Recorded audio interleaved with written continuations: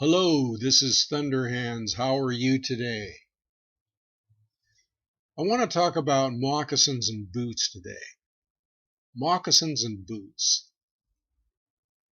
I don't know, that just came into my mind for some reason about moccasins and boots and the difference between the two.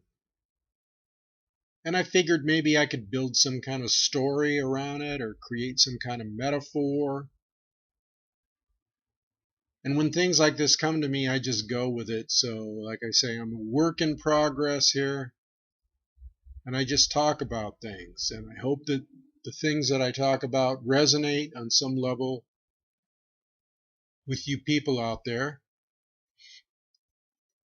Now, a moccasin has a certain kind of soul, and a boot has a certain kind of soul, and one is hard and one is soft. The moccasin is, of course, soft, and the boot is hard. So right there, there's definitely a dichotomy or a difference. And sometimes I wonder if that difference isn't a sign of something. Now, moccasins are usually associated with the Native American people, and that's what they wore, either that or no moccasins at all. But for the most part, they did wear moccasins. They did wear leggings made of doe skin and other materials. The Apache had their style of moccasins, but all the moccasins that were worn were mainly flexible. They didn't have hard soles on them. They had harder leather that they used for the bottoms of the moccasins, and sometimes they decorated the moccasins. Now, boots, on the other hand, that kind of came from the European tradition. You had the conquistadors with their high boots, and you had the cowboys with their boots and spurs and things of that nature, and they all had hard soles. And maybe there's a reflection there of the soul of mankind. Hard soul, soft soul. Now, the reason that I believe that the Native American or the indigenous people of this land called America used that type of clothing, or that type of clothing surrounded them, or their lifestyle, was because they used natural materials and they wanted to be in tune with Mother Earth. I firmly believe that. When you walk in moccasins, you feel Mother Earth. You feel the vibrations. You feel the energy from Mother Earth. It's almost like walking barefooted. Try that sometimes, And also try walking in the city in moccasins without soles on the hard concrete. You have to walk a certain way, people. You have to walk very lightly because it's hard. Now, they say that different shoes serve different purposes, and that's true, and I'm not down on any kind of shoe here. I have worn, and many of the people in the Southwest, the tribes there, the ranchers and stuff, they wear cowboy boots. I mean, they're good, yeah. They serve their purpose for, you can kill a cockroach in the corner of the room with the pointed toe, yeah. And you can slosh through mud and slosh through that. Well, they call them shit kickers, don't they? So anyway, you can use those for certain advantages. But as a metaphor and just in general, I mean, any day, having worn both, I would rather wear moccasins any day. Some of the moccasins were really beautiful. They had a beadwork, they had patterns, the Métis people, the Lakota people, all the different people had their different colors and beads, and the original beads were made from porcupine quill work, until the white man came and brought his little plastic beads, and then they used them, or glass beads. guess they didn't have plastic. I guess they were more glass beads. But at any rate, the women usually made the men's clothing and their clothing. And boy, some of that clothing was beautiful. And it came from the heart. And that was their man. And they made, they made the proper attire. Nothing was store-bought, folks. Nothing. Everything came from an animal. They used every part of the animal. They treated the animal with reverence. Even if they took its life, they asked for the spirit, or they thanked it for its spirit, realizing that they were all one, or in oneness. Then you have, like I say, you have the cowboys, and they came along, and the vaqueros and people like that. And they were a little bit more harsh. They were a little bit more harsh in their approach. I mean, when they would throw a saddle on a horse, and they would jump on the saddle, and they would put that metal bit in the horse's mouth, and they would put on their spurs, and they would spur that animal in the flanks and cause pain and cinch up that saddle tight. And I mean, what a tight mentality, when you think about it. And what a way to treat an animal. Now, you look at the Lakota people, they had a beautiful relationship, the Sioux and the Lakota had a beautiful relationship with their horses. They were horse people. That was one of the things that allowed them to win against the Bluecoats in places like, the Greasy Grass or the Battle of Little Bighorn with Crazy Horse against Custer and General Miles. They were, they were one with their animals. They were one with their horses. They loved their horses. And their horses loved them. They didn't treat them bad. Of course, now that varied from tribe to tribe as far as horses go. But I'm talking about the Lakota people right now. But they didn't spur their horses. They didn't use heavy boots and saddles. They didn't need saddles. They didn't need bridles with metal bits in there. They just used some soft leather, just slipped it over their nose and around their ears. Even if they did that, I mean, they could ride a horse without a bridle. They could ride bareback. They could turn around. They could do it. They could hang off the side of their horse and shoot from under the neck of the horse. I mean, they loved their horse. They loved animals, and period. And so they didn't abuse them with spurs and kicking them in the flanks. And, well, and that leads me to other things about the cowboys. Branding them cows. Let's heat up that branding iron and just sear that flesh. People, the moccasin and the boot, I think, does represent a good metaphor for the type of mentality that we have out there even today. I mean, look out there today. I mean, people mostly wear hard-soled shoes or boots or something that is appropriate to concrete. People look at me crazy when I go out in my moccasins in the city sometimes. Either that or they go, wow, where did you get those? Those look nice. Because they wish they were wearing them. You look at some of the stuff they're wearing and it's like, it's awful. How do they feel anything? Makes their feet numb.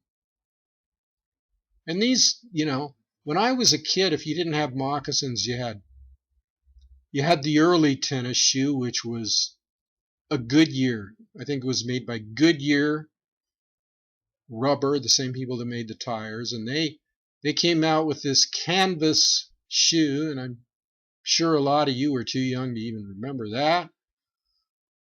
But some of you guys out there will remember the canvas shoe, canvas sneaker.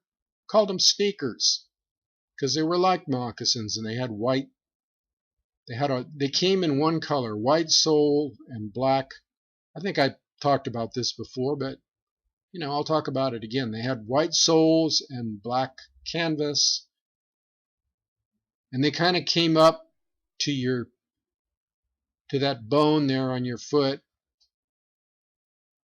and on your ankle, and they laced up, and you had white shoelaces.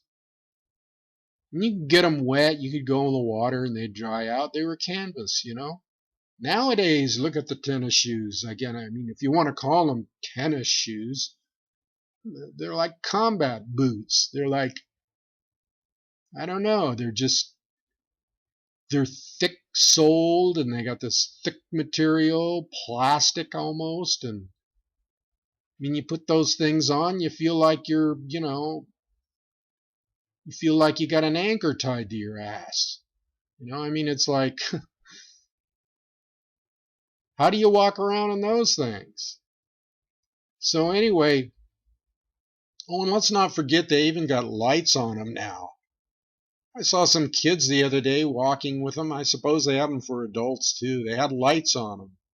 Blinking red lights and blue lights. Going around in circles yet.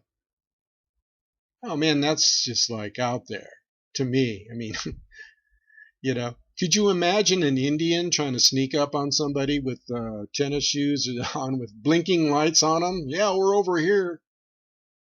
No, I don't think that would work.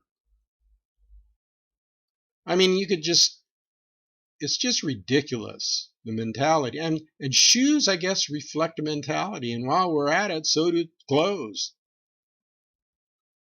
I'm rambling on here. I like to ramble. I'm kind of a storyteller.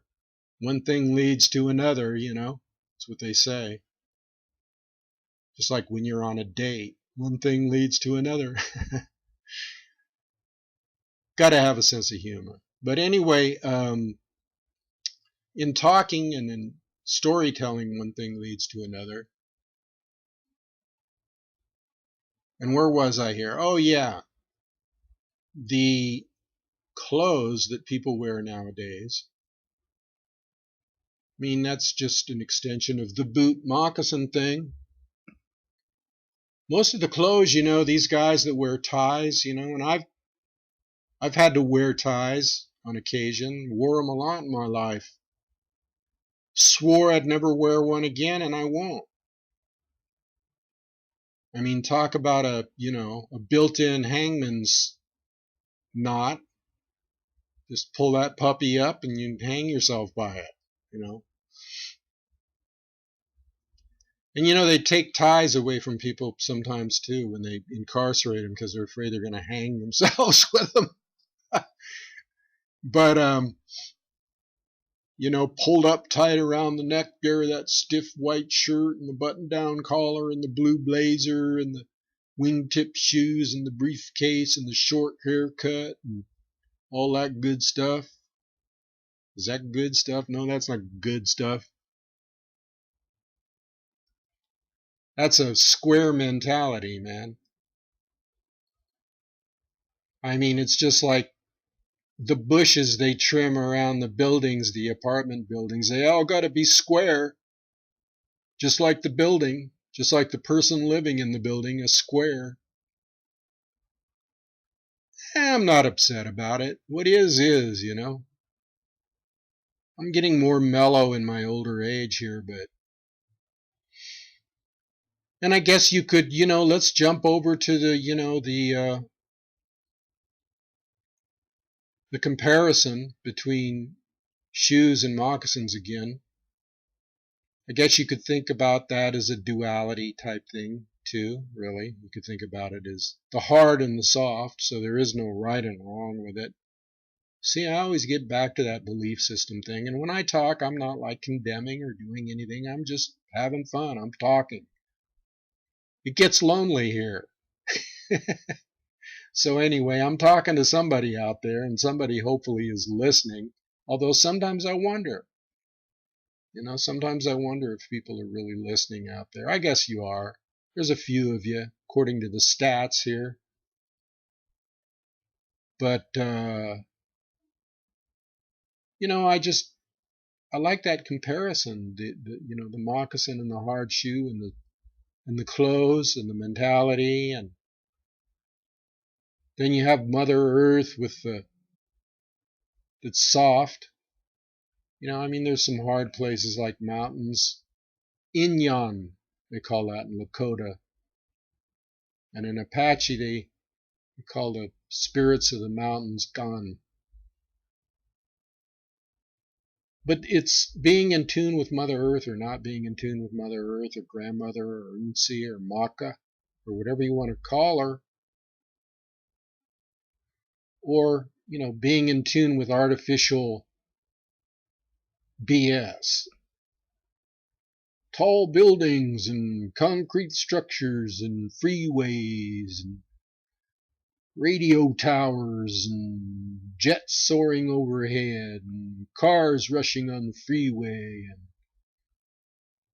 and, military vehicles and all kinds of things, I guess boots are good for certain things like, the military. Boots on the ground. Let's get them boots on the ground. You hear that often. But like I say, I got nothing against boots. I'm just making a comparison here. I'm just like going with the flow, Sometimes I just go with the flow. I'm a Taoist warrior.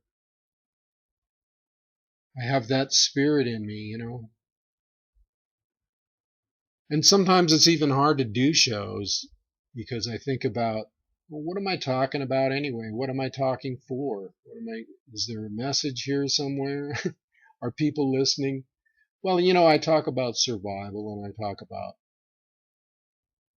different things that you might have to do to prepare you for things that are coming up. And so I get into the duality for a while and I get a little mind excited about what's going on around me. And then I go, what am I doing? Why am I doing this? Because the Taoist side of me, and then, because they call me the Native American Taoist. So I have both of those elements that I live by. And sometimes it's hard to stay on that track, with all the stuff going on around you, all the BS and the lies and just the stuff you have to wade through every day. The crap that you have to wade through. Hey, where's my boots? Where's my boots? I can wade through that. Hip boots. Pull on them hip boots and wade through the crap, But anyway, getting back to the Taoist thing. The Taoists make no distinction between hard and soft or right and wrong or morality and immorality. So that's where I like to go most of the time, and I'm starting to go there more and more. The only reason I do this, I think, sometimes is to inform and storytell and feel like I'm here for some reason. I like talking, and I like talking to people. I really don't find too many people I can talk to that I can really hook up with, communicate with on a one-to-one basis. Because I talk about a lot of things and I try to dispel fear and I try to cut to the bone, like it says in my book, Listen to the Wind, Speak from the Heart. The Taoist cuts straight to the bone, tells it like it is. And the Taoist philosophy, and it's not a religion, is kind of a different take on things, And it comes up, that's where these thoughts come up about, moccasins and boots and that type of thing, because I'm always looking at the duality. I'm always looking at the hard and the soft and what it produces. And, so I guess in the end, it's like being balanced between those two things in this world. But, I'm stubborn. I've always been stubborn, and I always like to cling on to some things that I shouldn't. And Other things I just let go of, and sometimes it's easier to let go of things, and sometimes I just feel really free, but it's really hard to get that feeling sometimes in this society that we live in, because we're surrounded by so much chaotic, hard, back to the hard again. And I think maybe, for things to be in balance, yeah, you have to have the hard and the soft, right? You have to have balance between the two. And I think what's happened in this world is that it's gotten more to the yang side, or the hard side, the patriarchal side, the non-goddess side, the, whatever. There's not enough energy, yin energy. There's not enough receptive energy. Everything is aggressive. Everything is an aggressive type energy, which is hard. War is aggressive. Lying is aggressive. Controlling is aggressive. Greed is aggressive. Wantonness. Thinking of yourself, self-centeredness. That's all aggressive stuff. It's not receptive. The I Ching, famous I Ching oracle, thousands of years old, says, cling to the feminine. Cling to the feminine within yourself, and that yin, that soft side, And when you look at the Native American, they were more into that side. They were a matriarchal society. That's what they were. They were not patriarchal, they were matriarchal, which means female-oriented or mother-oriented or wife-oriented or whatever. And they ran the village. The men just went out and hunted and made, got into little skirmishes.